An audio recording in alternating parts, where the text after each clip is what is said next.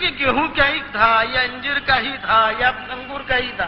میں قرآن میں تو کہہ دیا درخت، یہ درخت کے قریب مت جانا. تو مفسرین جو ہے محققین جن کے مزاج میں تحقیق ہے، انہوں نے اتنا کہہ دیا کہ اللہ نے کہا اس درخت کے قریب مت جاؤ تو ہم بھی کہیں گے درخت تھا، بس آگے نہیں بڑھیں گے، اس کے دوسرے تحقیق میں نہیں جائیں گے. اب میں یہ قصہ گزشتہ کل میں نے عرض کیا تھا تھوڑا سا مختصر. اب میں تھوڑا سا اور حضرت آدم علیہ السلام کے انتقال تک کی تھوڑی سی سوانی عمری ان کی، کیونکہ ہمارے ابا ہیں زمین کو اللہ تعالیٰ کھٹکھٹ کون کر رہا کہ زمین کی ابتدا ہو رہی، مخلوق کی ابتدا ہو رہی.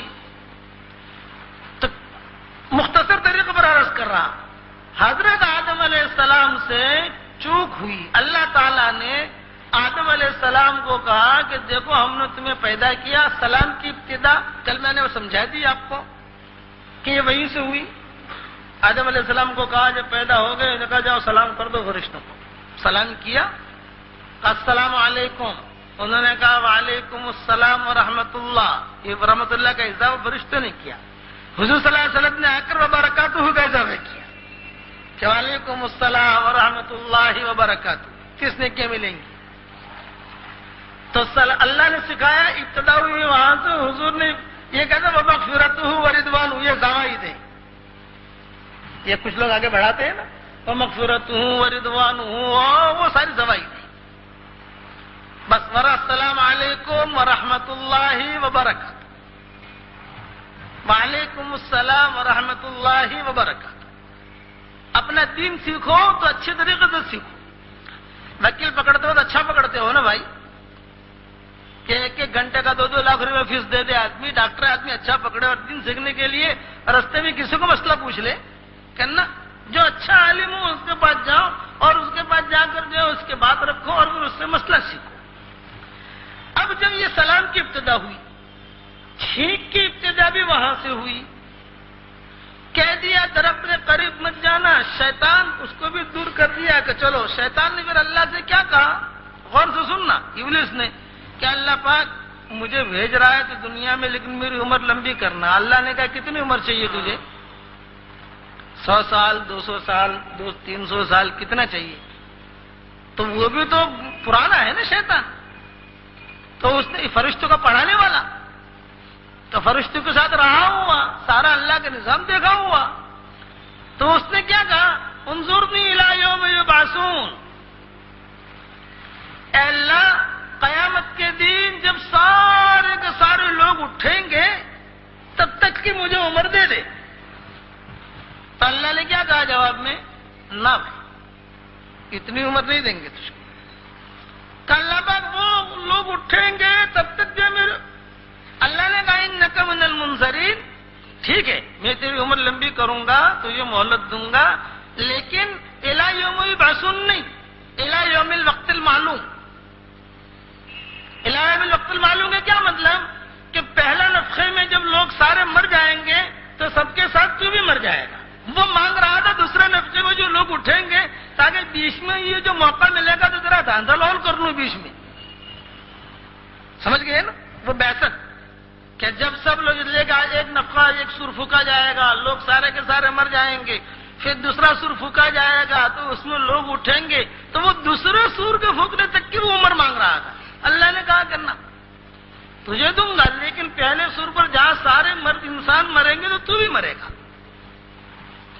اور اس کے دل میں کیا تھی کہ مجھے لمبی ملے تاکہ وہ پہلے سور سے لے کر دوسرے سور تک کا جو موقع ہو بھی خاصا وقت ہے تو اس میں بھی کچھ دھمال کر لوں گا، کچھ دائیں بائیں کر لوں گا، کچھ آگے پیچھے کر لوں گا. اللہ نے کہا نا انک من المنظرین الی یوم الوقت المعلوم.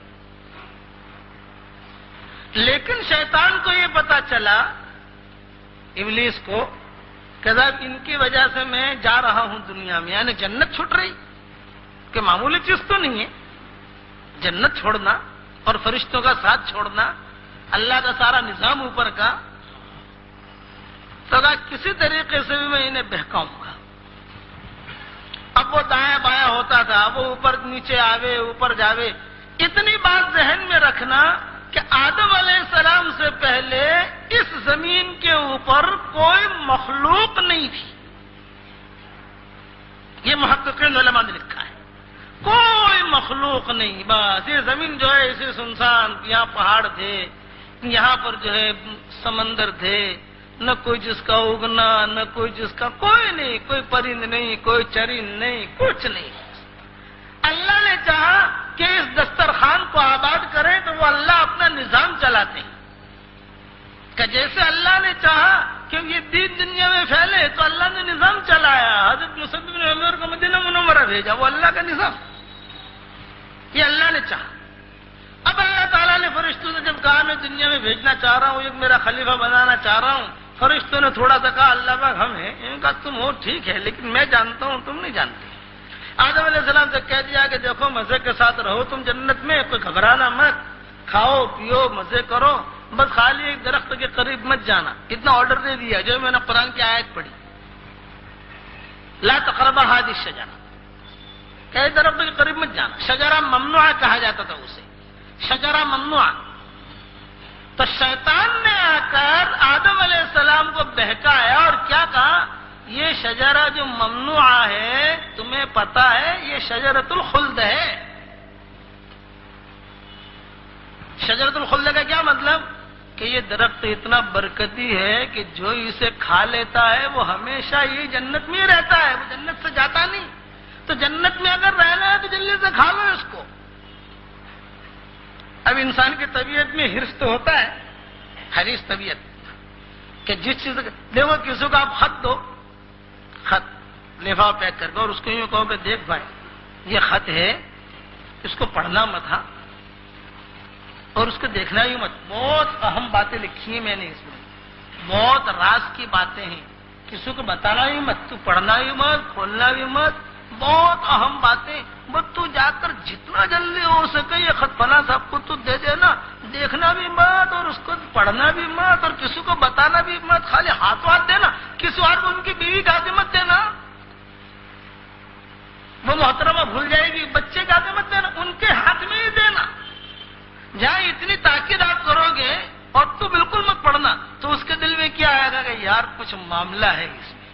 چپکے سے بیت الخلاء میں جا کے پھاڑ کے پڑھی لو نا، ہے کیا، دوسرا کور بدل لے کے. انسان حریص فیما منع، کہ جس چیز سے روکا جائے.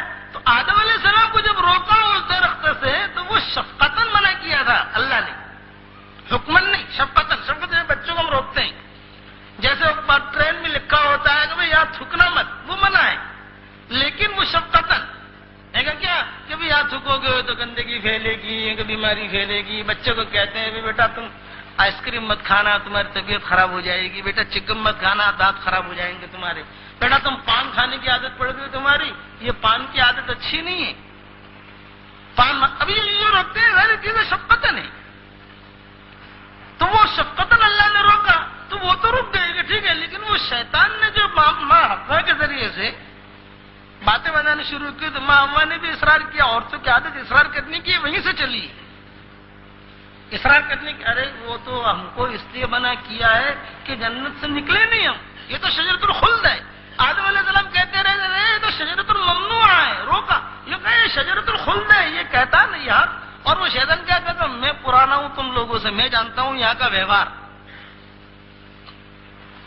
یہاں کا ویوہار تو میں جانتا ہوں جنت کا، کہ جنت کا کیا ویوہار ہے، کہ یہاں کیا چیز چل رہی میں جانتا ہوں، یہاں کی دیواروں سے میں واقف ہوں. اب دونوں میاں بیوی نے، یعنی ماں نے اور باپ نے مشورہ کرنا شروع کیا، صاحب کیا کریں. شش و پنج میں تھوڑے سے جاویں قریب میں، پھر واپس آ جاویں، جاویں پھر واپس آ جاویں. تو قرآن میں یہ ہے کہ جہاں انہوں نے چکھا فَأَكَلَا مِنْهُمَا مِنْهَا فَبَدَتْ لَهُمَا سَوْآتُهُمَا وَطَفِقَا يَخْصِفَانِ عَلَيْهِمَا مِنْ وَرَقِ الْجَنَّةِ فَعَصَىٰ آدَمُ رَبَّهُ فَغَوَىٰ. اللہ فرماتے گئے، اور ایک جگہ اللہ کہتے ہیں کہ گئے اور جا کر خالی چکھا، کھایا نہیں. ایک تو کھانا پیٹ بھر کے، اور ایک خالی چکھنا سے منع کیا ذرا تو تھوڑا سا چکھ لیں. وہ جو چکھا